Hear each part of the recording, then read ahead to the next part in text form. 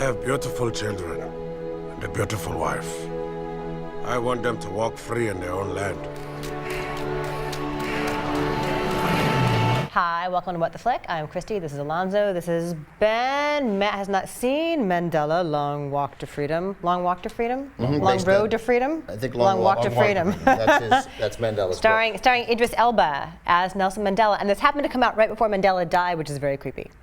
So, yeah, starring Stringer Bell as Nelson Mandela. It's the story of Nelson Mandela. I did not know how it turned out. Apparently he was imprisoned for like a long time. Years. Yeah, man, who knew?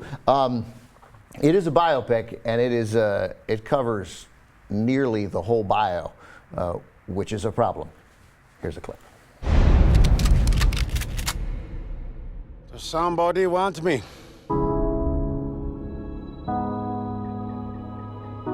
The sentence will be life imprisonment. The sea wants to kiss the golden shore. There's going to be a new campaign, Free Nelson Mandela. This is how it begins. People learn to hate. They can be taught to love. yeah, it's this very, very paint by numbers, kind of cursory, hitting all the notes biopic without providing a whole lot of insight into what he was really like as a man. Yeah, I mean, I like this movie, I think, more than you guys did. Mainly, I think Idris Elba is so amazing. And I like the fact that they don't sanitize this guy. Like, they really show early on how the ANC was not afraid to use violence, you know, that he was maybe not the best husband in the world. Like, they touch on things that sort of, it's not a hagiography. There's no halo on this guy. But at the same time, you do get the sense that he was this very charismatic speaker, that he had a grand vision for South Africa, that he was very uncompromising at a moment where he could have been a lot more powerful and in transitioning away from the white power structure, but he really kind of held his ground. I wish they had defied the biopic lockstep more, because that's what mires the film down, unfortunately. It's shot really beautifully. I would say, you mentioned that Idris Elba is so great in this, and he has such presence, of course. I think he's kind of miscast. Yeah, I love Idris Elba, and I love him in a lot. I love him in some bad stuff, too. He's too big. Well, he doesn't look like Mandela, well, that's definitely. part of it, but like, he's literally a towering figure in this in a way that's very distracting. Yeah, he's like John, 6'4", he's right? like John Wayne, you know, and I don't think of Mandela that way. So that I think threw me off a little bit. I didn't get any of the emotion of it here because of the thing that you said, because, I mean, what we needed was a biopic about his first 6 years behind bars, or maybe all of his years behind bars. Sure. And that's a big chunk of the movie, of course, but it really just felt like, and then this happened, and then this happened, and then this happened, and if you care at all about history, you already know all of these things. I didn't learn one thing in this movie, and I am not a Nelson Mandela expert, but I knew everything in this, and I think with the ANC, with the African National Congress too, like it's very easy, and conservatives did it when they wanted to deny a day of recognition for Mandela because the African National Congress had communist ties. No shit, those are the only people who would help you out of this horrible predicament that you're authority. So I got no beef with that. But like Mandela would say, take your friends where you can get them. Right, you take your friends where you can get them.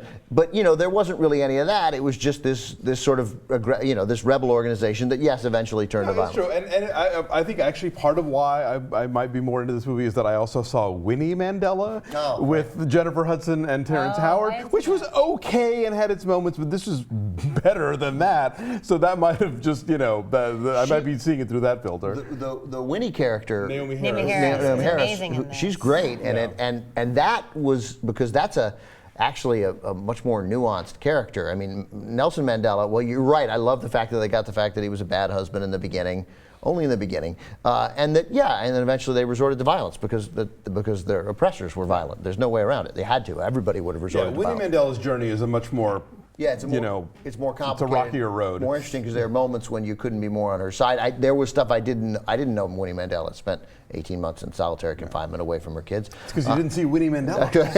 But they don't shy away from the fact that she's the one condoning the necklacing. Like they don't shy away from the fact that she's condoning violence. Yeah, no. That's as well. Much later. I appreciate both that. Both of these movies, I think, acknowledge the complicated stuff of her story and the darker aspects of it.